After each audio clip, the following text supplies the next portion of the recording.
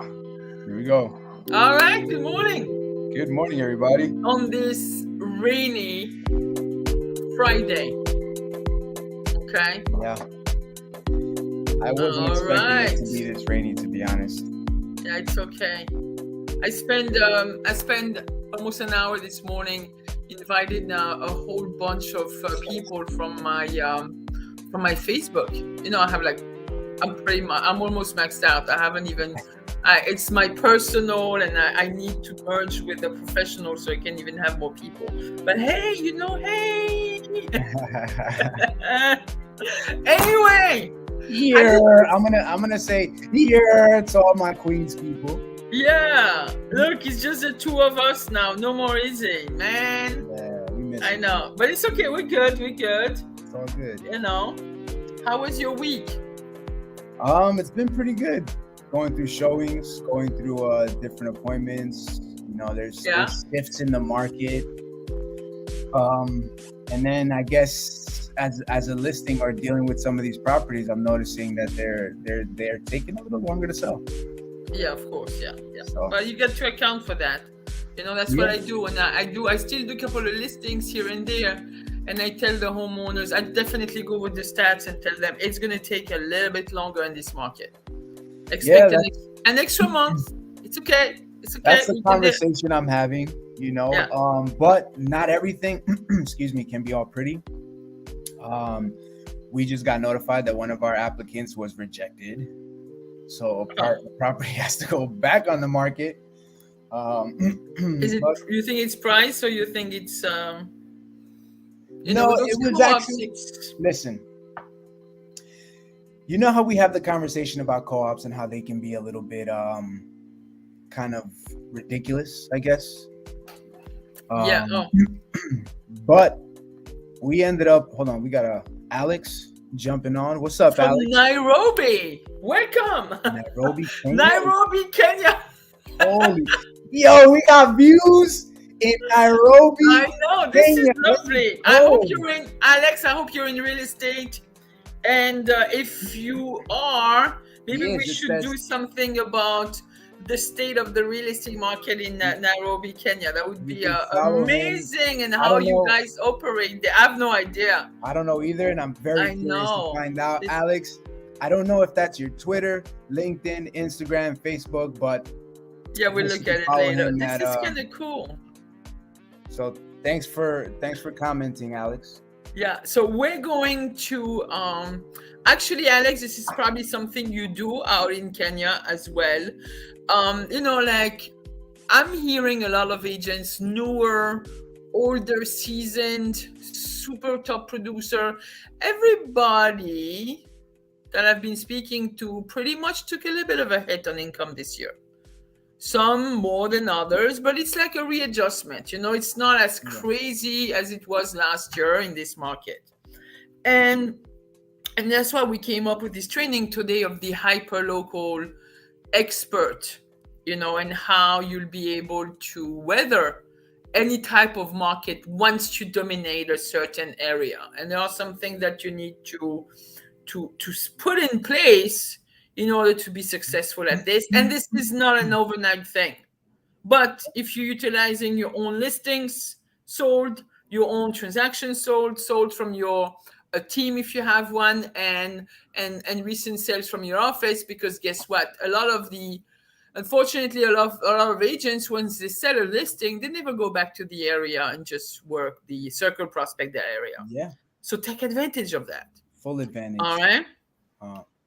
You are in real estate, Alex. Wow, this is good. This is good. So being a hyper local agent, I found out that this is where the direction where the real estate market is going. A couple of years ago, I was selling much more real estate, but because of the utilization of referral companies, seller referral, you pretty much go all over the place.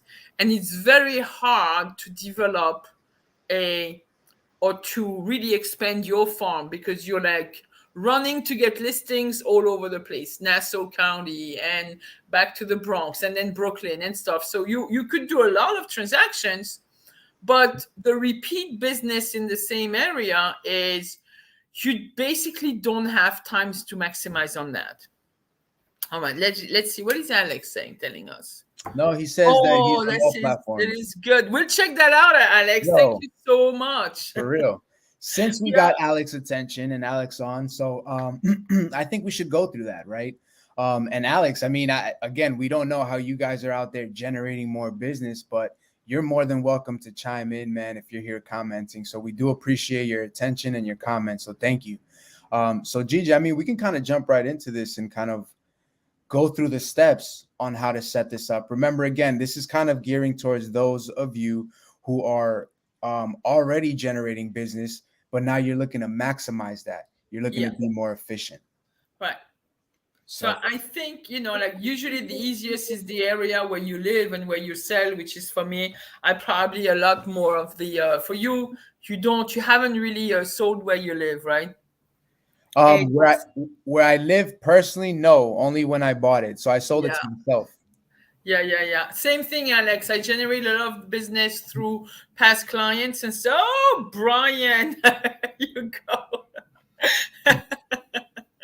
And I generate a lot of business from past clients as well, and referrals, of course, which is I'm very, very grateful for that. Especially I went back into management. I really don't have much time to do a lot of prospecting, so I just go back to the past clients, say, hey, what's up, and when really back to my database. And I still need to work on this and clean it up, but this is kind of good. This is this is what I concentrate on. But let's talk about being hyper localist. I'm So seeing a real lot of quick, agents. Yeah, Gigi, real quick. So he said repeat business, referral business, right? yeah, So now that's great. How do we take that exact thing and make more of it? So that's really what we're trying to do right now, right? yeah, We're trying to basically piggyback off of our own coattails and some of our past successes, right? So I mean, Gigi, we were talking about it yesterday. One of the steps we would have to do now is look, the commission's great. The money you get paid for selling these properties are amazing, right? However, what are you doing with that money? You should be taking some of that and putting it towards business, right? yeah, So yeah. you should be setting up a budget. So one of the other questions that came up, Gigi, is if I'm doing this, what would be a good percentage? What would be a good amount that I can take away from my business when I get that fat commission check? And now I want to repeat this, right? Out of a $10,000 check net to you, knowing that you still have to pay the IRS. Let's put another 30% of this. I think you should dedicate put back in your business at least 10% of that check. And that's going to go in different avenues. It's going to go in mailing. It might go into your Google business. It might go into, I don't know, you're going to have to buy postcards and tchotchka and stuff. And when you're going to Before we do a get to that, pub buy, you're taking 10%. So if it's set, so if thousand. it's 10,000, 30% goes to taxes for us. Alex, I don't know how that works over there, but feel free to let us know. But for us, we have to pay who we call Uncle Sam, right? Got to pay Yeah. the taxes, got to pay 30%. So you're paying 30%, you're left with 7,000. Out of 7,000, you should take 10% of that. So 10% is what? Oh, seven. No, I would About still 700 go. bucks. I would still go because you're gonna have it's 700 just for that particular to work that particular area. Hopefully, you get more than $10,000 a month in commission. Yeah, Let's but say we're gonna look at it in this okay, aspect, right? You just sparingly got paid, right? 700. You You know what? just sold 700. the listing. You just got paid. All 10 right, grand came in. You're taking you're basically taking all right, $7,000 in. 700 goes towards the business, right? So cool. this is Let's what the do that. conversation was. We're So taking that's gonna. $700. So you can go and do mailing. We don't like every door direct mail. Mhm. Because you can unless you do it every month and you have a big budget that could work. I don't like it Yeah, because you if don't it's even know what repeat business the as it post goes on. office is going to be doing. They could grab like 1,000 postcards and dump them in the garbage. It happened. We've seen it. Then you have regular postage with discount on the post stamps as Mm. with the bulk rate. So that's interesting because you're going to pay half of the postage stamp. and you can actually start formulating a little bit of a plan. You have your listing, you're saying this is in my area. First of all, I think you need to, before you even start mapping, I think you need to map out. And Yeah. we talked about utilizing a program that one key MLS in New York is using and giving us for free, which is Remind, which is a fantastic tool. Correct. And it's going to help you, giving you a whole bunch of data per house in this area, when the people bought, how much equity they have, even the information on those buyers, tax information. I mean, are they out of mortgage, property value, everything is in there. The first thing is, once you decide that where you sold that property is going to be your farm area, you probably need to just draw a square, about 3,000 houses, I believe. That's what I believe, because that's something that you could walk doing door knocking. Correct. And something where you can actually, like every week you have something to do and get back at it. And I think you also need to make sure your area, study the area you want to work at. So hold on, G, real quick. Yeah. So you're studying your area, right? You sold in an area, whatever that last property you sold in was, right? It doesn't mean it's going to be a good area let's take a step back, right? You got paid, but you're really focused, or you want to focus on a specific area. Yeah. But now this is what you're doing. So in some cases, again, I'm sure a lot of brokerages do this, but some of the times they have leads list, or they can get you access to a specific area if that's what you're trying to do. You could, but then again, you got to play smart. We're in the business of making money. Well, if you go into an area where there is not a big turnover of property, because people stay in the house for 20 years, and you have like 16 sales a year. And in that, you also have to take an account of a broker that's already in the area and that's dominating the market. You need to know what your competition is doing. How much percentage of the market share do they have? How, what's going to be, like if somebody has 20% market share, that's going to be tough. And there are 16 properties for sale in the neighborhood. You're like, let's go where there is a bigger turnover. Let's look at where, it's a little bit harder of a neighborhood and people buy and sell, and then you still have like an increase in value, not something that is on the way down, something that is on the way up. It doesn't have to be a luxury neighborhood. But it's like, okay, people are buying. There are a couple of brokers, but nobody is really like monopolizing the market there. I have a way in. Like you have 4 brokers that have less than 10%. Well, if I grab 1% from those guys each, you're going to gain right away like that 5% market share in there, knowing that you already sold something. You know where it's a little bit of research. And it's good to know the stats. I know some people find it annoying, but I think we have access to the MLS and all those algorithms we're being given with property records and stuff. You can see what's going on. You can see how, even property values from a year ago, from 24 months ago for similar properties, and see like, is there an increase in that? Can I take over that market, but smartly? Yeah. And of course, you're going to have to go through the trenches. I think what you need to do is, hey, Alex, that's other Alex who sits with me right there. So we say pay attention to your competition, pay attention to your neighborhood stats. Yep. Okay. And then go with, in that area, like if you don't have that big of a budget, 25 to 3,000 houses should be a good market. Pay attention to the trend. We just talked about that. And then how much time you want to dedicate to that. Study a little bit how many for sale by owners are in there, current for sale by owners. Let's go with past for sale by owners. So those that haven't sold, you'll have this information. You have public record. Yeah. And then the expires, I will go to all the old expires and withdrawn and so on and so forth, and see how much of that is out there, and see who I want to reach out. And then you're going to do the legwork once you choose your area. So the legwork that I wanted to kind of mention a little bit was, as you cover the areas, and you mentioned this yesterday as well when we were talking about it, was trying to be like a mayor of your town, right? It's funny.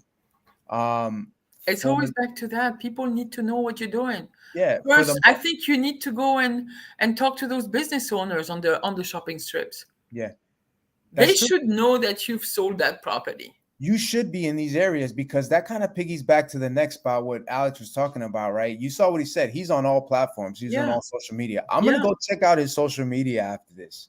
yeah. You know what I mean? Because I'm curious. I want to see who Alex is, right? And this Alex is looks the sharp. way. He does look sharp. Yeah, Look at his this is the that way. profile photo is the bomb. Yeah, Yeah. this is the way you start to capture a different audience, a wider audience. You know what I mean? So I'm not saying I'm great on social media.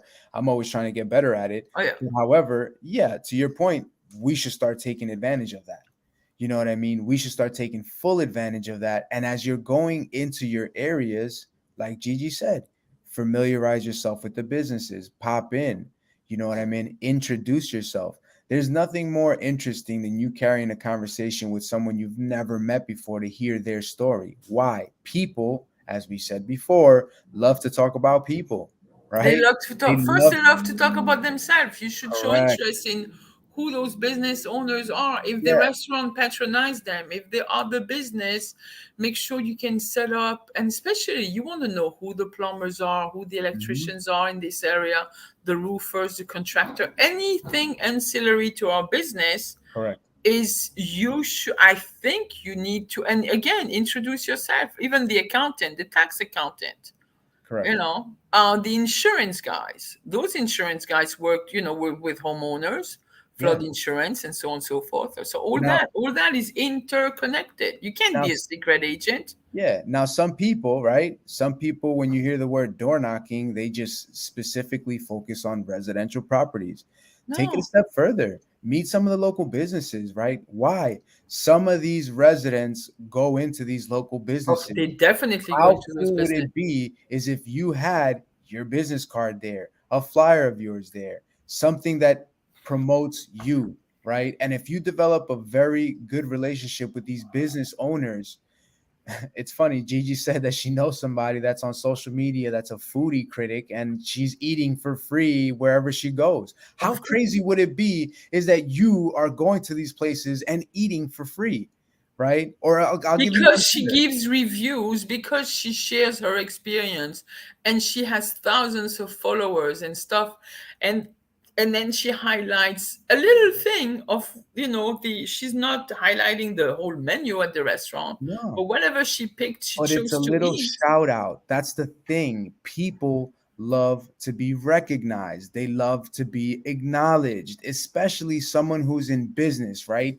You go to a restaurant, they make a meal. There's nothing more happier than someone saying that was amazing. Oh, now we're going off a little bit of the hyper local, but I like that question. How do you stay relevant to your past clients for them to help you generate more Mm, business? great question. So I was trained with the Mike Ferry organization. You can check that out, Alex. And I think your past clients you should touch on them at least once a quarter, whether it's an email, whether it's a little text, a phone call sometimes, because of Mhm. course you know what's up in their life. And and definitely I think once you should always have set the premises, like even before you close on the property those people were buying, or you were selling those properties, like make sure they know that you'll be their agent for life. And to me it's always important to tell them that I will call them once in a while, check on them, we're friends, like I want to have coffee with you and stuff like that. But it's also very important that I get, I also ask, I will go and ask you for more business, for referrals, and they'll know that my phone calls will be also, will shoot the breeze. But here, like, who do you know who is looking to sell? Who do you know who is looking to buy? And it's like, and sometimes I'm not always that great at follow up. We all have our little downfall, and there are some people that I haven't spoken to in a few years, and I get back. And it's okay for me to have, like, I'm sorry I dropped the ball, we didn't speak in a couple of years. Post COVID, everything went haywire and we got so busy I forgot to call my people. But here I am, Yep. and I just want to make sure I you're aware that you're still on my mind and stuff like that. I want to make sure you're good. I believe in those those care calls. You know, like when you call asking Yeah. people, you know, how they are doing and so on and so forth. Mhm. And still, you know, say just remind them you're in the business and every referral is welcome, you know. No, it's And true. I it's mean, what I would have probably add to that is, look, there's I guess kind of like more of a direct approach, and then there's always kind of I like love a the direct laid back approach. approach, right? So I yeah, that's Gigi's approach. So Gigi, what I would probably do is, in an essence of it, the way you do it is you look at it on a greater scale, right? yeah, Whatever holidays, whatever things you celebrate out there, that's on a greater scale. Like for us, for example, we have the holidays coming, right? We have Thanksgiving that's coming in November, and then we have December that you have like all the holidays, several right? you know, religious Um, holidays. Yeah, yeah. So anywhere what does from that mean? Diwali to Here's how Hanukkah you would to stay yeah. relevant. Correct. Here's how you would stay relevant on that, right? These holidays are approaching. For us, for examples, we had this conversation. Hey, you know what's always coming up for Thanksgiving? Pies. People love pies. How do you stay relevant? Hey, send out a menu to your past clients, right? Whatever it is, what if it's a special dish, a dessert, something you can make at home, get that done, right? These are what they call pop buys. This is a way for you to now stop by and Your interact with them. client, yes, You the don't have past to stay client. there for long, right? Yeah, So Thanksgiving comes right before, boom, here's some pies. Like Gigi said, hey, I'm not but staying too long. and but not everybody. Like a lot of within that pool of in your database of past clients, you have your biggest fan. You have to have at least in 100 people you sold to, there has to be like that 10% that would do, that loves you, that no Yeah, but matter what even always calls you and stuff. I have Gigi, these friends who are looking to buy. Those guys I pay extra attention to. I go to the restaurant, I go get coffee. Sometimes I call and say, oh my God, I haven't seen you in a couple of months. Let me go and take your wife out. Let's go have lunch. Like little stuff. correct. And But hold on, Gigi, real yeah, quick, before we just shift into that, because yeah, now you're spending quality time with these people. So you're definitely not going to do that all the time, no, right? But a way for you not to break the bank, right? This budget that just came in, $700 that we took 10% or 15%, whatever you want to call it. Now we can take that money and try to do something because to your point, these clients are going to be your rah clients. They're going to cheer you on. They're going to want to give you business. Why? You just helped them accomplish a dream. They just purchased a property. They just sold a property, whatever the case was, right? You helped them through a major transaction in their life. This is the biggest financial decision that they're making, right?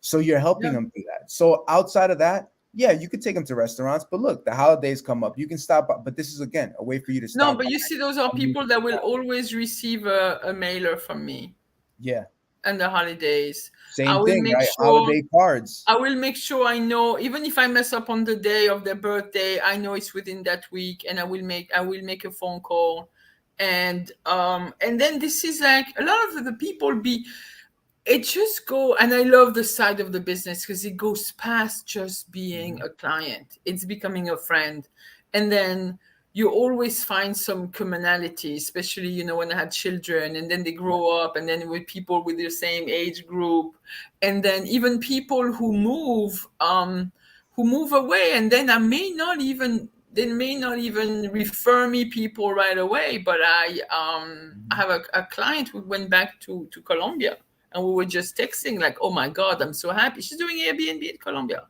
It's Yeah. I have amazing. a client that Amazing. lives out there too. Huh? She's living on a farm. Wow. Yeah, she like retired out here and just she went out there. I mean, those are like amazing stories, and you never Yeah, know. And it's good to stay in touch. it's true. And anyway, but to establish your farm is what you're gonna want to do. It's like you would want that smaller area for everybody to get to know you. Correct. So you start small, and again, it's not an everyday thing. Like once you sell that listing, first of all, I just started like something. When you get the listing, everybody around in this area should know that you got a listing. You should start with the coming soon, even if it's not on the market. The Yeah. minute you have an agreement with your seller, you should be able to go all around and say, yo, look at that, guys. I'm going to have this new listing coming up. Go to the for sale by owner. I don't know. I may be able to bring you some clients. I'm seeing you have a similar house. Because also all those houses in America are pretty much cookie cutter. Then once you got the listing, you know what's go back crazy? to I'm sorry. what? I didn't mean to interrupt, but it's funny that you say that because I came across a video, whether it's true or not, I don't know, but they said in the early 1900s, you can literally buy these prefabricated floor plans on Yeah. how to build a house At from Sears scratch. Roebuck, At Sears Sears. Roebuck sold you Yeah. those those floor That's plans. crazy. I Yeah. saw that and I was like, what in the world? How the yo? And then they said that people are still living in these houses till today, and it's so true. I know, I I can't know. believe these And some houses. people want certain styles, they're looking for those old style and whatever, but this is amazing. But then again, like for us, we have the attached house. Look at the townhomes we have. 18 by 34 on a one family house, 20 by 34. Yeah, The that's a corner one property bedroom. could go at 22 by 34. It's pretty much the same thing. You That's a know where one the bedroom bathrooms house. are going to be. You know how it's going to look. So Yeah, whatever. yeah, no, But it's true. when you It's get the true. listing, make sure like all those neighbors, you go door knocking, you follow up with a phone call, Yeah. that you get like before you get the listing, when you get the listing, when you do the open house, Mhm. once you go into contract, once you go into closing, after you close, say here, I sold. I obviously there is one buyer per house. Like you're gonna hit those same homeowners at least 6 times during the process of selling one property. You should be able to get at least one additional property for that. You should go tell those store owners that you sold those properties. Yeah. And you know what? And then you're gonna go with social media. When you coming soon, social media. New listing, find a little post. And then I'm going to have an open house. Let me do a little bit of the behind the scene Mhm. of my open house. A little reel on And Instagram. that's all free advertisement. It's all free. Yeah. And then you distributing flyers to a little old lady with a little dog, like some reels, like snippets of your life and so on and so forth. And Yeah. then, okay, it's taking a little bit longer to sell those properties. Do a little bit of So we were talking about it yesterday. Do a blog. yeah. Use AI, use Chat GPT to give you the content of your blog in your area. It's You true. don't have, you can say, here, Chat GPT, please, help me create a blog on this area and the good stuff for the families and what are the attractions in the area. Once you have that, you can actually regurgitate your blog and do a little bit of a long form video that you could still send to other, you know what I'm saying? You could Yeah. recycle it for different properties and so on to so forth. So there's a lot of ideas. There's a Add lot some of ideas. squeeze pages and links that you could change up. Always the same content, but once you're going to put that thing in your YouTube, there's going to be a little video. Then you're going to put that blog into your LinkedIn. Then this is the golden chicken nugget. I mean, you want to also highlight the area. You want to highlight some of the schools. What if they have a great sports team? Like something like St. John's University and basketball is Imagine their if thing. you become their sponsor and now they're advertising you. Look, if you're a parent, you should be It's at very parent-teacher cheap. conferences talking to all the parents, interacting, The engaging, Little League. What about the Little everything. League team in that area? I mean, They're look, there Gigi, at the park. you're flooding them with ideas, and quite frankly, look, over here the market is shifting, the market is changing. You're gonna find yourself doing a little bit more work than usual, right? This is what we normally do. We grab listings, put them on the MLS, and then expect it to sell itself. Well, quite frankly, folks, we're gonna have No, to do you more. have to do a little bit more All work. right, Yeah. and not for nothing. You know what's cool about this business? The more you do, the more you get rewarded. Of course.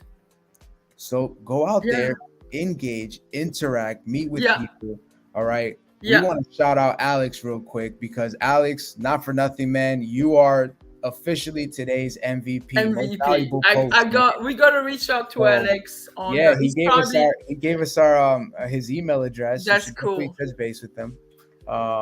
And hey, who knows? Maybe we'll bring Alex on, man, so we could talk about Alex's market and how it is out there. I'd love to. I'd love to. Yeah, I it'd know be it's very interesting. thank God it's not too late in Nairobi right now, so we could let's hit up Alex and have him live soon. That would be amazing. That'd be nice. Alex, if you're up for it, man, we're gonna be in touch. All right. But we appreciate you tuning in. Guys, that was a lot of information, Gigi. I have even more. I mean, definitely hit your neighbors. You should be like on any transaction you do in this area, or even if it's not you, it's somebody from your office that sold something. Keep the neighbors aware of going on. Then the mailers, like you can send flyers. We use this great CRM, contact management software called You and I from different companies. Alex, I don't know if you know Ed and I, but we use the same CRM, and they do have a whole bunch of marketing material we have access to. You can create flyers, just listed, just sold, price adjustment, open house. You should be it's the neighbors will want to know. All those neighbors are a bit nosy. You can invite them. Everybody wants to know. Everybody wants to know. When a house goes for sale in the neighborhood, everybody wants to know, because they want to know, based off of what that property sells for, how much their house can sell for. Of course, and you should be nosy. Let's say somebody has a dumpster in the back of on the common drive or in front of the go property. Through their trash. No. Oh no. I thought you. I mean, you mentioned dumpster. I'm assuming you. I would talk to that homeowner. See what's up. Grouch and go through. You guys are, like when somebody has a yard sale on an old house, and something is up. Something is up. Go buy a tchotchka that you're going to give to another client. Something cute, and find out what's up. Somebody, thing you can do is when you see that lady standing there at her garage sale or at a yard sale, you go up to her. You say, "Excuse me, ma'am. I'm curious to know what the price is on this item over here."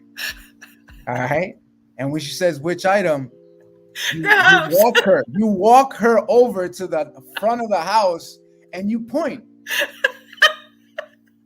And she's like, whoa, that's not for sale. Oh, I'm so sorry. I mean, you have a whole yard sale going on. I just assumed that there was a sticker price on that, right? How hilarious would that be? I mean, look, everything is always for sale. That's the perfect icebreaker. Yeah. Well, it might work for you. I mean, But there are tons of stuff, guys. All we have to do is have those real estate conversations and be human and care about our neighbors. If you're going to work a neighborhood and don't know anything about the neighborhood, I'm sorry. I mean, this is not. You have to be the source of the source. Learn and go through. You have to be able to even talking to neighbors, even if they're not looking to sell, but for some reason, like, oh, their flood insurance expired, they're not happy with the insurance agent. You should be having a roster of vendors and ancillary professionals that you could always have in your phone ready to give out. Yes. Actually, I'm ready to give out one of those guys to someone right now, and there's that. I made a contact with an Uber driver today who was told that he cannot purchase a house because he's a self-employed person and works on 1099 and has a lot of expenses. Had to debunk that thing. So there are so many things. Have those conversations, share information, stay in touch with the people. You never know. Business always comes to me every day. I'm very blessed for this. Speak it into existence, you see? Yeah. Speak it as if it were. Don't talk about what you have now that you don't want. You got to talk about what you want to have. Yeah. Right? Yeah. Oh no, the universe works this way. God, the universe, you have to speak it, manifest it. Yep. Whether you call it prayer, whether you call it meditation, it does self-talk, whether you call it it's there. Yeah. Because those thoughts are material. Those thoughts have mass. They're gonna come to a reality. I like it. Thank you so much, guys. Yeah. We need more to talk about that, but there is plenty more. Guys, call Ed. Ask him. Ask him if you want. He'll give you some ideas on becoming a hyperlocal expert, or if you want, just shoot me out. We'll share anything we know. We don't know everything. We have some ideas. We'd like to share them. That's it. We like to talk to other people and pick your brains, because sometimes you might have the answer. Like Alex may have some stuff that I don't know. I want to know. I'm going to call him. But all right, guys. Well, thanks for tuning in. As always, we appreciate your attention. Thank you so your much. love. And if you feel that this was beneficial, please take a moment out and share this with somebody. All right. And I also want to shout out to Brian. All right. It's been a while. Hi, Brian. Okay. All right, guys. Take care. No Have problem. a good weekend. Bye, guys. Peace out. Bye.